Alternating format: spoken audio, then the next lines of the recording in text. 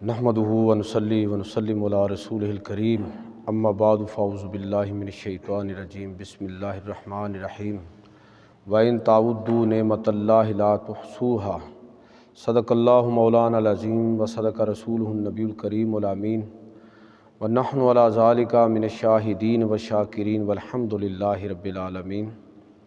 تمام احباب درود پاک پڑھیے۔ الصلاۃ والسلام علیکہ یا رسول اللہ وعلی آلک واصحابک وسلم یا حبیب اللہ۔ الصلاۃ والسلام علیکہ یا رسول اللہ وعلی آلک واصحابک وسلم یا نبی اللہ۔ واجب الاحترام سامعین و حاضرین، اللہ کے فضل اور توفیق سے آج کے خطبہ جمعۃ المبارک میں جو چند باتیں عرض کروں گا، اس کو آپ پچھلے جمعے کی گفتگو کے ساتھ ملا کے اس کو سنیے اور سمجھیے۔ یہ ایک لحاظ سے پچھلے جمعے کا پارٹ 2 آپ اس کو کہہ لیں کہ اللہ تعالیٰ نے انسان کو جو نعمت عطا فرمائی ہیں وہ بے حد و بے حساب ہیں۔ خود اللہ تعالیٰ نے اعلان فرمایا وَإِن تَعُدُّوا نِعْمَتَ اللَّهِ لَا تُحْصُوهَا کہ اگر تم اللہ کی نعمتوں کو گننا چاہو، شمار کرنا چاہو تو شمار نہیں کر سکتے، گن نہیں سکتے۔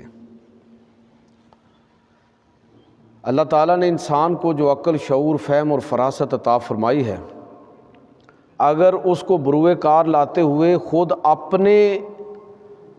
انسان اپنے جسم اور اس وجود کے اندر اور اس وجود کی صورت میں جو نعمتیں اللہ نے انسان کو عطا فرمائی ہیں وہی حد و حساب سے باہر ہیں۔ آپ کی جدید میڈیکل سائنس وہ جو راز اس نے کھولے ہیں کہ کس طرح انسانی جسم کا ایک ایک خلیہ، ایک ایک جز جو ہے وہ کس طرح اللہ رب العزت کی طرف سے انسان کے لیے ایک بہت بڑی نعمت کی حیثیت رکھتا ہے۔ قرآن کہتا ہے نا کہ وَفِي أَنفُسِكُمْ أَفَلَا تُبْصِرُونَ کہ اپنے من میں ہی آدمی ڈوب کر اگر حقیقت حال کو پانا چاہے، جاننا چاہے تو اس کے لیے دروازہ کھلا ہے۔ اس کے ساتھ آپ خارج کی دنیا کی نعمتوں تو ہمارے لیے اور بھی زیادہ مشکل ہے کہ ہم اس کو گن سکیں اور شمار کر سکیں، تو بے شمار نعمتیں ہیں اللہ کی۔ میں ان نعمتوں میں سے آج کے خطبہ جمعۃ المبارک میں پچھلے خطبے کی مناسبت سے صرف 3 باتیں عرض کروں گا، بہت ساری نعمتوں میں سے۔ ایک پہلی نعمت جو کہہ لیجئے کہ بڑی بڑی نعمتوں میں سے ایک سب سے بڑی اور پہلی نعمت جس پر میں آج مختصر الفاظ میں روشنی ڈالنا چاہوں وہ اللہ کی طرف سے انسان کو دی ہوئی عقل ہے، جو انسان کو حیوان سے بلکہ ساری مخلوقات سے بلند کرتی ہے اور اس کو اشرف المخلوقات کے دائرے میں شامل کرتی ہے۔ حدیث کے اندر آتا ہے کہ نبی کریم صلی اللہ علیہ وسلم نے ارشاد فرمایا اول ما خلق اللہ العقل کہ اللہ نے جو پہلی چیز پیدا فرمائی، مختلف حوالوں سے ہو سکتی ہے نا کہ فلاں چیزوں کے اندر جو پہلی چیز، تو اللہ رب العزت نے پہلی چیز جو پیدا فرمائی تو وہ عقل ہے۔ عربی زبان میں عقل کا مطلب عقال اس لگام کو کہتے ہیں جو اونٹنی کو ناک میں ڈال کے، نکیل جس کو ہم کہتے ہیں، اس نکیل کا مطلب کیا ہوتا ہے کہ وہ اونٹنی کو قابو میں رکھنے میں معاون اور مددگار ہے، ادھر ادھر نہیں وہ بھاگ سکتی۔ ان معنوں میں عقل کا مطلب یہ ہوگا کہ عقل وہ نکیل ہے،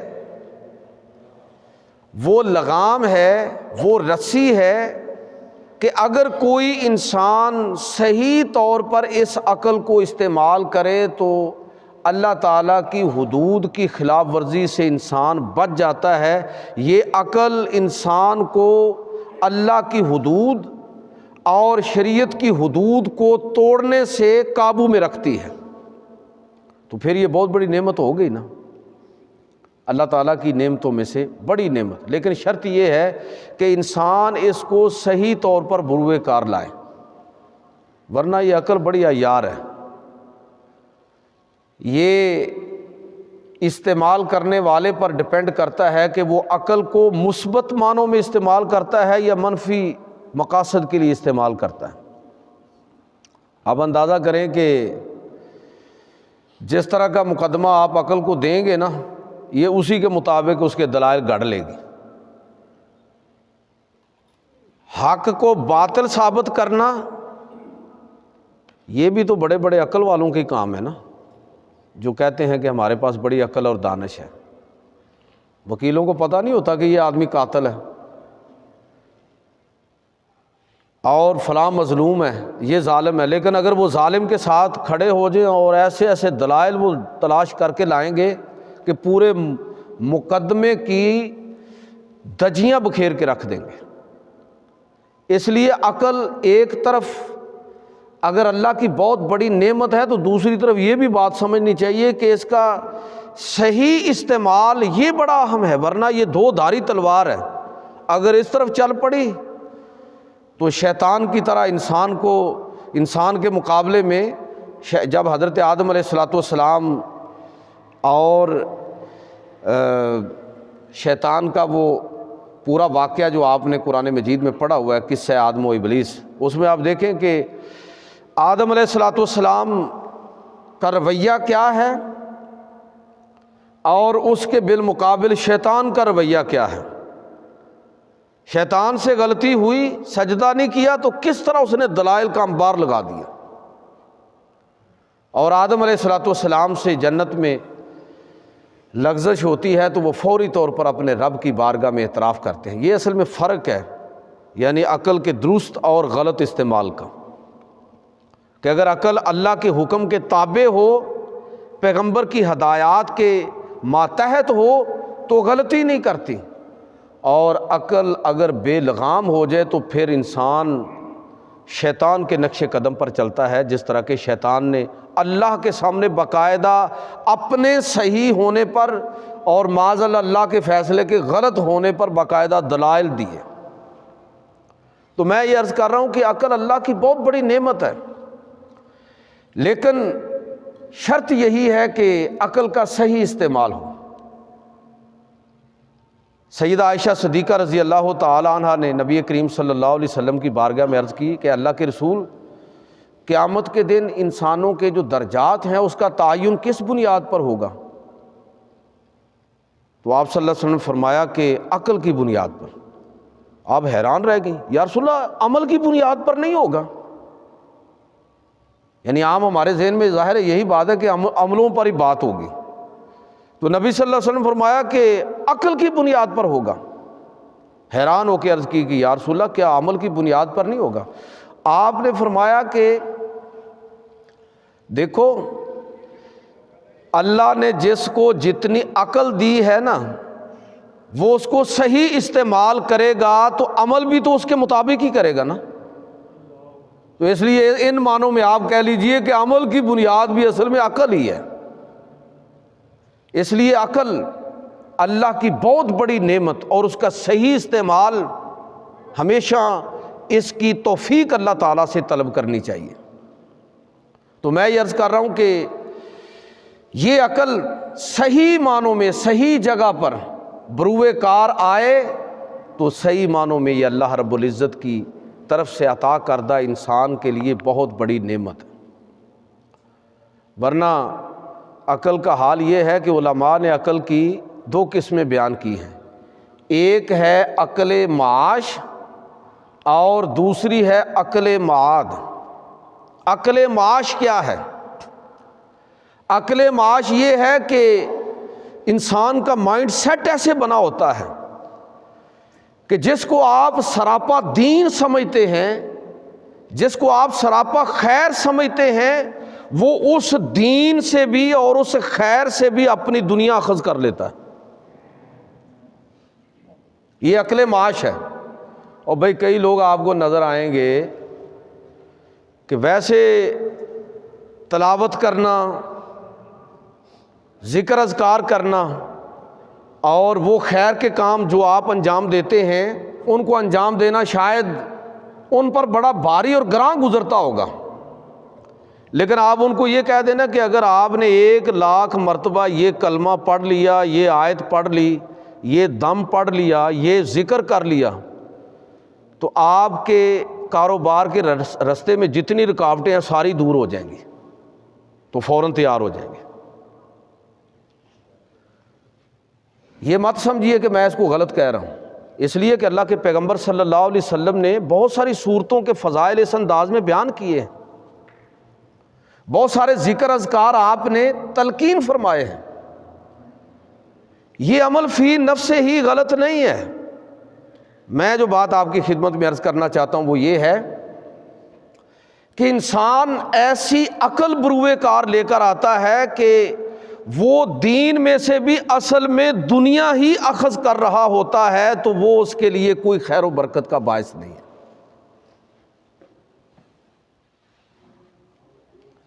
اور اس کے بالمقابل ایک دوسرا شخص ہے جس کو اللہ رب العزت نے عقل معاد کا ذوق عطا فرمایا ہے کہ بظاہر دنیا داری میں شاید آپ کو وہ مشغول نظر آئے، لیکن اس عقل معاد کے نتیجے میں وہ وہاں سے بھی، وہ ظاہری حسن و جمال سے بھی خالق اور مالک اور مصور کے قلم کو دیکھ رہا ہوتا ہے۔ ظاہر کچھ اور ہے لیکن وہ اس میں سے بھی دین کو اخذ کر رہا ہوتا ہے۔ وہ ظاہری حسن سے بھی اپنے مطلب کی چیز سمجھ رہے، جس کو میں اور آپ دنیا داری سمجھ رہے ہوتے ہیں، وہ وہاں سے بھی دینداری اخذ کر رہا ہوتا ہے۔ میرے ایک دوست، انہوں نے منہاج القرآن سے دورہ حدیث شریف کیا، تو وہ ایک دفعہ انہوں نے بڑا ایک دلچسپ واقعہ سنایا کہ جامعہ منہاج القرآن جو ڈاکٹر طاہر القادری صاحب کا قائم کردہ ادارہ ہے لاہور کے اندر، آگے تو آپ تو اس کی دنیا میں شاخیں ہیں، وہ کہتے ہیں کہ ہمارے جو استاد تھے حدیث کے تو بڑے ہی نیک تھے، متقی اور پرہیزگار، دیندار، اور وہی جو میں ابھی عرض کر رہا ہوں کہ عقل کی دو قسمیں ہیں، ایک عقل معاش ہے کہ دینداری میں سے بھی آپ دنیا اخذ کر رہے ہیں۔ اس لیے میں اکثر یہ بات عرض کیا کرتا ہوں کہ بات اس مائنڈ سیٹ کی ہے جس کو انسان بروئے کار لا رہا ہے۔ اگر وہ مائنڈ سیٹ جو ہے وہ عقل معاش والا ہے تو پھر ممبر رسول پر بیٹھا ہوا شخص، مصلی امامت پر کھڑا ہوا شخص، وہ شخص جو رہبر طریقت اور رہبر شریعت بن کے اپنا بظاہر ایک بڑا جاندار رول ادا کر رہا ہے، ہو سکتا ہے کہ اس عقل معاش کی بنیاد پر بہت بڑا دنیا دار آدمی، اس لیے کہ وہ وہاں سے حاصل کیا کرنا چاہ رہا ہے، لینا کیا چاہ رہا ہے، بظاہر دین، لیکن اس دین کے ذریعے وہ اپنی دنیا سنوارنے کی فکر میں ہے۔ اور دوسرا وہ شخص آپ کو جو نظر آتا ہے کہ دنیا دار ہے، بزنس مین ہے اور دنیا داری کے کاموں کے اندر الجھا ہوا ہے، لیکن وہ اپنے معاملات زندگی کے اندر اتنی توجہ رکھنے والا ہے کہ ہر دنیا داری کے عمل میں بھی عقل معاد، اس کا مائنڈ سیٹ کیا ہے، عقل معاد۔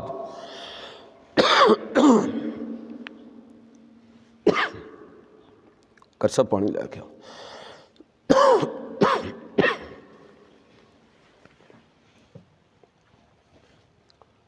اب بظاہر وہ ظاہری حسن و جمال کو دیکھتا ہے لیکن توجہ اس کی اس طرف چلی جاتی ہے۔ تو میں سنا رہا تھا آپ کو واقعہ کہ ہمارے وہ دوست سناتے ہیں کہ ہم نے اپنے استاد محترم کو تھوڑا سا کہہ لیجئے کہ مزاح کے انداز میں انہوں نے کسی سے نعت کا کہا، تو انہوں نے آگے سے کوئی رومانٹک گانا جو ہے وہ وہاں پر پڑھ دیا۔ تو وہ جو ہمارے استاد تھے شیخ الحدیث، اب وہ تو اس رومانٹک گانے کو بھی اس عشق مجازی کی بجائے عشق حقیقی پر محمول کر رہے ہیں، اور ان کی آنکھوں سے آنسو جاری ہو گئے۔ وہ کہتے ہیں ہمیں بڑی بعد میں شرمندگی ہوئی کہ یہ ہم نے کیا کیا. لیکن میں جو عرض کرنا چاہتا ہوں وہ یہ ہے کہ یہ اصل میں فرق کیا ہے. یہ ہے عقل اللہ تعالیٰ نے انسان کو دی ہے، اس عقل کو، اس نعمت کو، عقل کی اس نعمت کو انسان کس طرح استعمال کر رہا ہے. اگر تو وہ اس کے لیے وہ عقل معاش ہے تو ہر دین کے عمل سے بھی وہ معیشت کو تلاش کرے گا، اور اس کی اگر عقل معاد ہے تو بظاہر دنیا داری سے بھی آپ کو اس کو دیکھیں گے کہ وہاں سے بھی وہ دین کو اخذ کر رہا ہے، خیر کو اخذ کر رہا ہے. تو لہٰذا ان معنوں میں آپ کہہ لیجئے کہ عقل اللہ رب العزت کی طرف سے عطا کردہ ایک بہت بڑی نعمت ہے، لیکن شرط یہ ہے کہ وہ عقل معاش نہیں بلکہ عقل معاد ہو. وہ صحیح اس عقل کا استعمال کرے، اس عقل کو اللہ کے حکم، پیغمبر صلی اللہ علیہ وسلم کی ہدایات اور تعلیمات کے تابع رکھ کے اس کو استعمال کرے. اب یہ وہ عقل ہے جو اس کے لیے صحیح معنوں میں اللہ کی طرف سے عطیہ اور نعمت ہے. اب عقل کی زکوٰۃ بھی ادا کرنی لازم ہے. اللہ تعالیٰ نے نعمت دی ہے نا، مال بھی نعمت ہے، تو مال کی زکوٰۃ دیتے ہیں. جتنی نعمتیں اللہ رب العزت نے عطا فرمائی ہیں، ہر نعمت کی زکوٰۃ لازم اور واجب ہے. اللہ تعالیٰ نے جس شخص کو عقل، شعور، فہم اور فراست سے نوازا ہے، لازم ہے کہ وہ اس کی زکوٰۃ بھی ادا کرے. اب عقل کی زکوٰۃ کیا ہوگی؟ عقل کی میرے بھائیوں زکوٰۃ یہ ہے کہ انسان اگر اس سے کوئی مشورہ طلب کیا جائے تو پیغمبر صلی اللہ علیہ وسلم نے فرمایا کہ مشورہ کس سے مانگا جاتا ہے؟ جس کو آپ اپنے سے بہتر عقل میں، فہم و فراست میں، دانش میں اپنے سے بہتر سمجھتے ہیں. اب اس شخص پر لازم ہے کہ پوری دیانتداری کے ساتھ مشورہ دے. حضور نے فرمایا کہ جس سے مشورہ طلب کیا جائے وہ امانت دار ہے. اگر وہ مشورے میں بددیانتی کرتا ہے، اپنے ذاتی مفادات کو مد نظر رکھتا ہے، تو اصل میں اس نے امانت کے اندر خیانت کی ہے. تو امانت کے اندر خیانت کی ہے. عقل کی زکوٰۃ یہ ہے کہ جو آپ سے مشورہ مانگے پوری دیانتداری کے ساتھ مشورہ دیں. عقل کی زکوٰۃ یہ ہے کہ جو آپ سے فہم و فراست میں، عقل میں پیچھے ہے، آپ اس سے اس کی اگر کوئی وہ ایسی حرکت کرے، ایسا رویہ اختیار کرے تو آپ تحمل، بردباری اور برداشت سے کام لیں. یہ عقل کی زکوٰۃ ہے. عفو درگزر سے کام لیں. میں عرض یہ کرنا چاہتا ہوں کہ اللہ کی بے شمار نعمتوں میں سے ایک نعمت کیا ہے؟ وہ عقل ہے جو اللہ رب العزت نے انسان کو عطا فرمائی، اور اس عقل کو صحیح طور پر بروئے کار لانا ہی اس نعمت پر شکر گزاری کا ایک انداز اور طریقہ ہے. دوسری چیز، دوسری بہت بڑی نعمت عقل کے ساتھ اس کو بھی آپ جوڑ کے پڑھیں، وہ اللہ رب العزت کی طرف سے انسان کو دیا ہوا علم ہے. جو اللہ تعالیٰ نے انسان کو علم عطا فرمایا. یہ علم کیا ہے؟ علم وہ نور ہے کہ جب اللہ تعالیٰ اس نور کے ساتھ کسی انسان کے سینے کو، دل کو، دماغ کو منور فرما دیتا ہے تو اس وقت تک وہ آدمی چین سے نہیں بیٹھتا جب تک اس علم پر خود عمل پیرا نہیں ہو جاتا. اگر وہ انسان اس علم پر عمل پیرا ہے تو یہ علم اس کے لیے زیور ہے، نور ہے، رحمت ہے. ورنہ وہ علم جو محض معلومات کی صورت میں ہو، اس کا میرے اور آپ کی عملی زندگی کے ساتھ کوئی تعلق نہ ہو، تو یاد رکھیے کہ ایسا علم جو ہے وہ انسان کے لیے وبال جان ہے. قرآن مجید فرقان حمید کے اندر اللہ رب العزت ارشاد فرماتا ہے وما یستوی الاعمی والبصیر، کہ اندھا اور دیکھنے والا، آنکھوں والا برابر نہیں ہے. اندھا کون ہے؟ جو جاہل ہے، جو بے علم ہے. آنکھوں والا کون ہے؟ جس کو اللہ تعالیٰ نے علم کی دولت سے سرفراز فرمایا ہے. اور پچھلے جمعے میں نے علم کی تعریف کی تھی کہ علم نافع اور غیر نافع، اگر آپ کو یاد ہو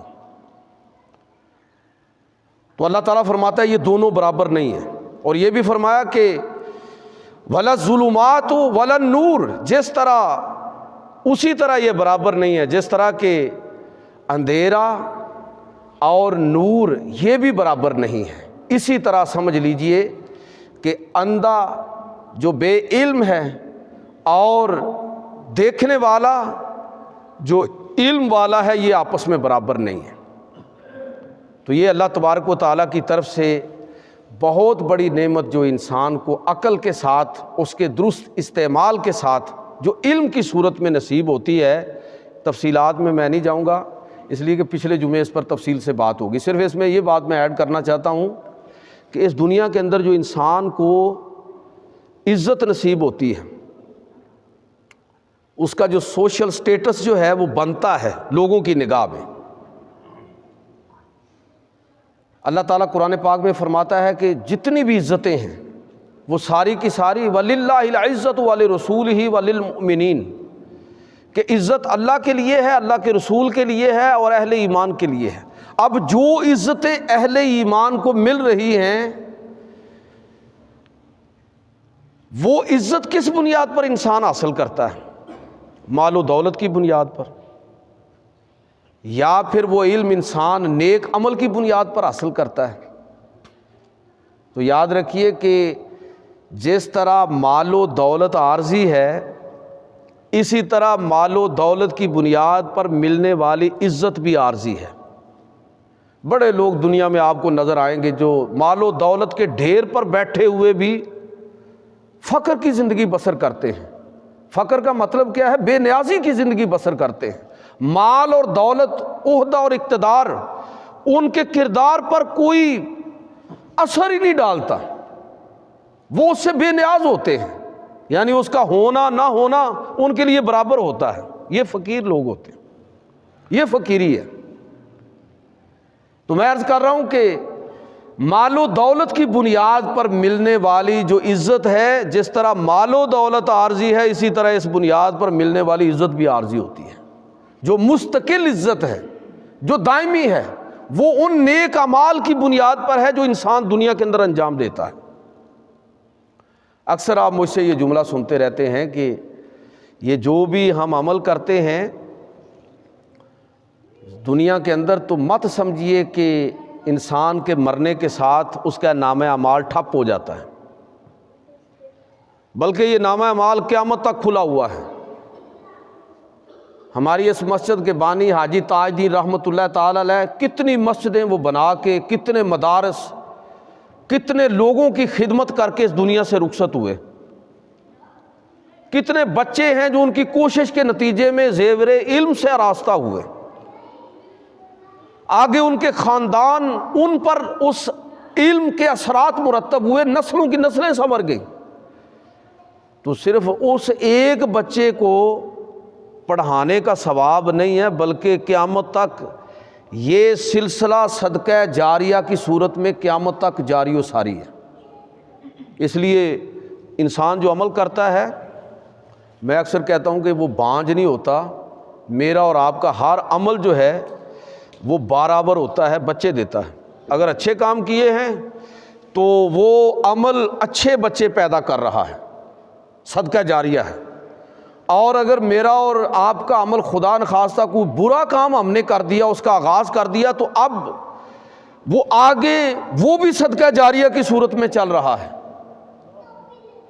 یہ حدیثوں روایتوں میں آتا ہے کہ قابیل نے انسانی تاریخ میں پہلا قتل اس نے کیا تھا، اپنے بھائی حابیل کو ناحق قتل کیا، لہٰذا اب قیامت تک جتنے بھی قتل ہوں گے وہ سارے کے سارے ناحق، ہر ناحق ہونے والے قتل کا عذاب اس کے نامہ اعمال میں بھی لکھا جائے گا۔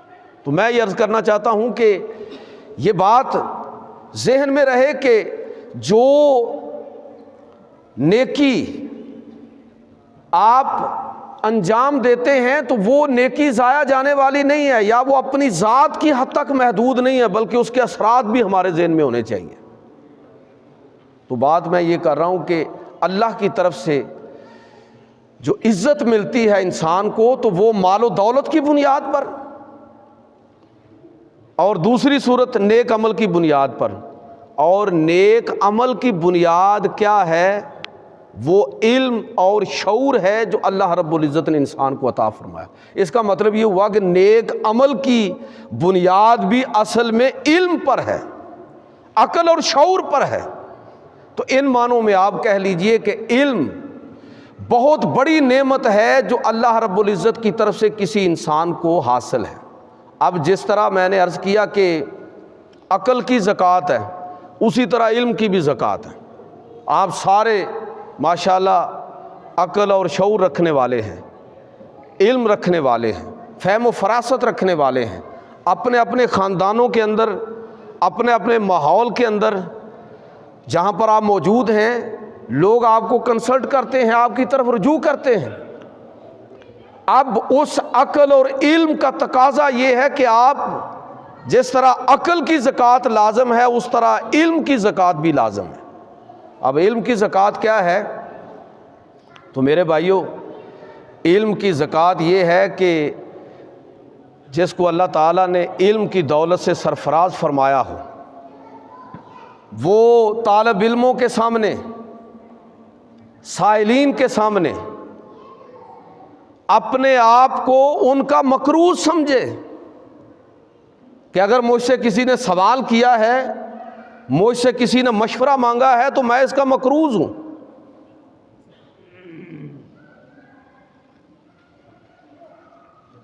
دارالعلوم محمدیہ غوثیہ بیرا شریف کے بانی جسٹس پیر محمد کرم شاہ الازہری رحمۃ اللہ تعالی علیہ فرمایا کرتے تھے اساتذہ کے لیے اور خطباء کے لیے کہ جب بھی آپ خطبے کے لیے جائیں تو تیاری کر کے جائیں، اس لیے کہ لوگ آپ کو سننے کے لیے آئے ہیں۔ اگر آپ نے 10-15 منٹ گفتگو کی ہے اور آپ نے بغیر تیاری کے بات کی ہے تو یہ مت سمجھے کہ آپ نے 10-15 منٹ ضائع کیے، بلکہ جتنے لوگ سامنے بیٹھے ہوئے ہیں آپ نے ہر شخص کے 15-15 منٹ ضائع کر دیے۔ اب آپ ان کا قرض ادا کرنے کی بجائے آپ ان کے مقروض ہو گئے ہیں۔ آپ یہ سمجھ کر بات کیجئے کہ آپ ہر سائل کے مقروض ہیں، ہر علم کے طلبگار کے مقروض ہیں آپ۔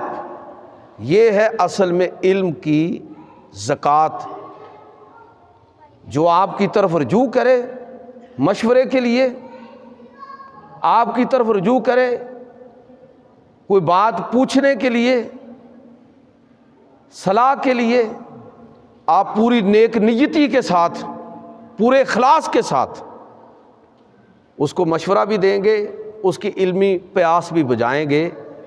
یہ ہے علم کی زکوٰۃ، جو ہر شخص کو جتنا اللہ تعالیٰ نے علم عطا فرمایا ہے اس کے مطابق وہ اپنا رول ادا کرے۔ جب علم، عمل اور اخلاص یہ 3 چیزیں اکٹھی ہو جاتی ہیں تو یہ وہ شخص ہے کہ جو صحیح معنوں میں اس رستے پر چل نکلتا ہے جس کو شکر گزاری کا رستہ کہا جاتا ہے۔ تو 2 چیزیں میں نے آپ کی خدمت میں عرض کی۔ ایک، پہلی نعمت، اللہ کی بہت بڑی نعمت، نعمتوں میں سے ایک بڑی نعمت عقل ہے، اور نعمتوں میں سے ایک بڑی نعمت جو ہے وہ علم کی صورت میں جو اللہ تعالیٰ نے آپ کو عطا فرمائی۔ اور تیسری بہت بڑی نعمت جس کو یہ میسر ہو کہ اگر علم آدمی کو عقل موجود ہے، اللہ تعالیٰ نے علم سے بھی سرفراز فرمایا ہے، لیکن اگر آدمی نے ادب نہیں سیکھا تو یاد رکھیے کہ عقل اور علم کی نعمت بھی ضائع چلی جائے گی۔ اور اگر آدمی کو ادب کا سلیقہ ہے، ادب سیکھا ہے اس نے، تو جو علم اور عقل کی کمی ہوگی ہو سکتا ہے کہ ادب کے ذریعے وہ کور ہو جائے۔ اس لیے یہ ادب اور احترام یہ تیسری بڑی نعمت ہے جو اللہ کی طرف سے کسی انسان کو میسر ہوتی ہے۔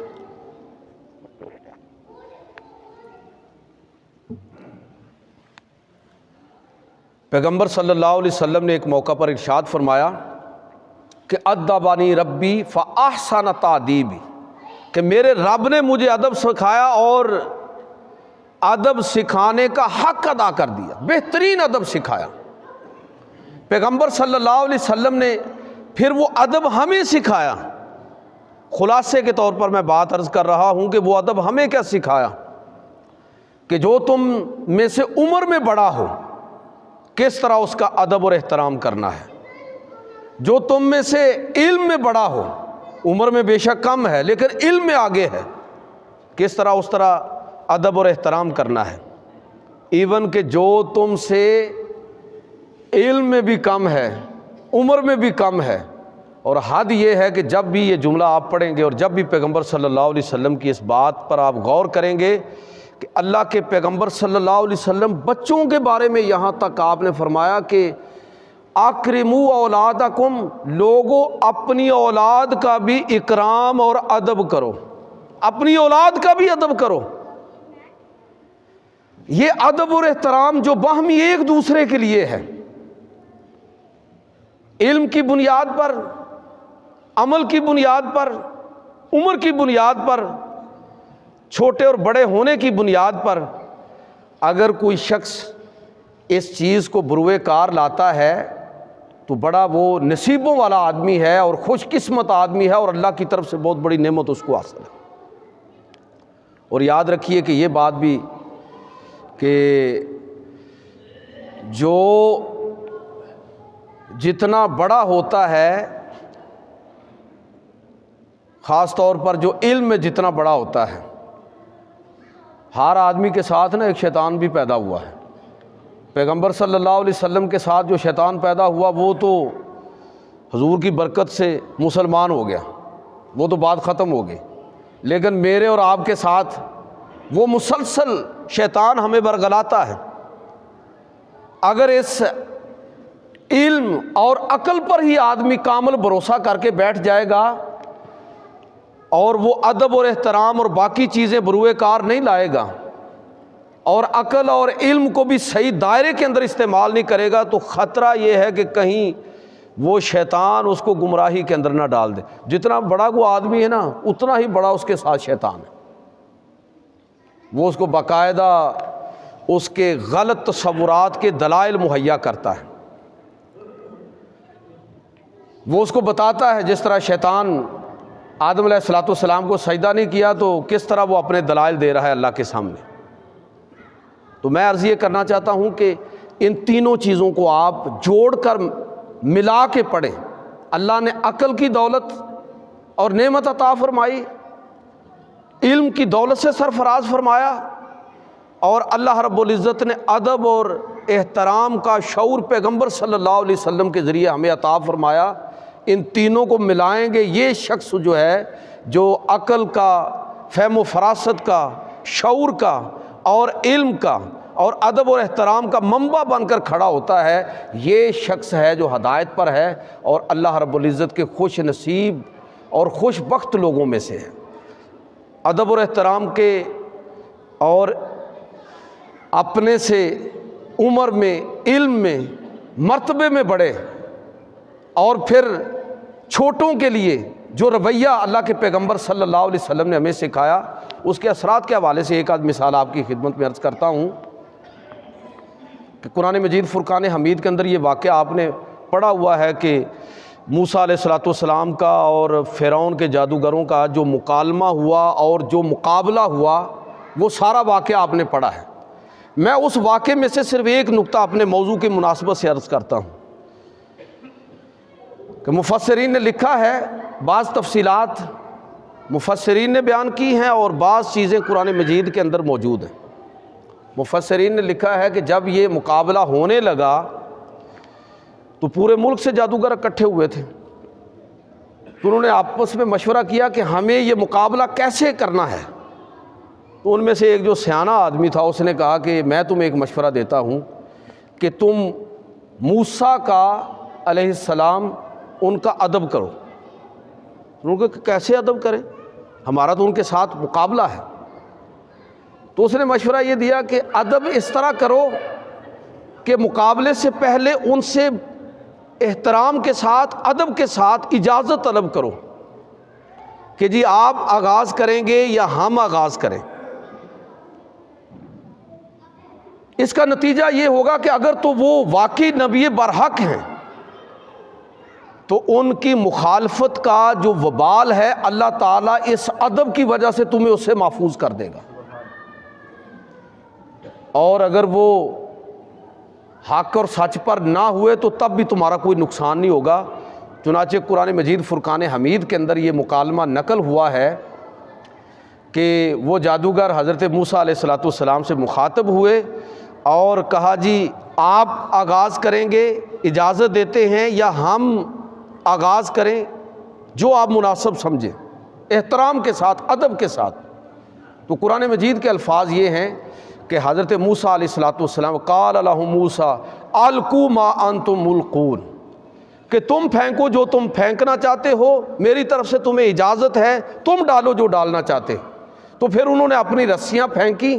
باقی سارا واقعہ آپ کے ذہن میں ہے کہ کس طرح موسیٰ علیہ السلام نے عصا ڈالا اور اللہ تعالیٰ نے فرعون کے دربار کے اندر موسیٰ علیہ السلام کو جادوگروں پر غلبہ عطا فرمایا۔ بنیادی نقطہ جو میں عرض کرنا چاہتا ہوں کہ اس ادب کے نتیجے میں اللہ رب العزت نے ان تمام جادوگروں کو ایمان کی دولت سے سرفراز فرما دیا۔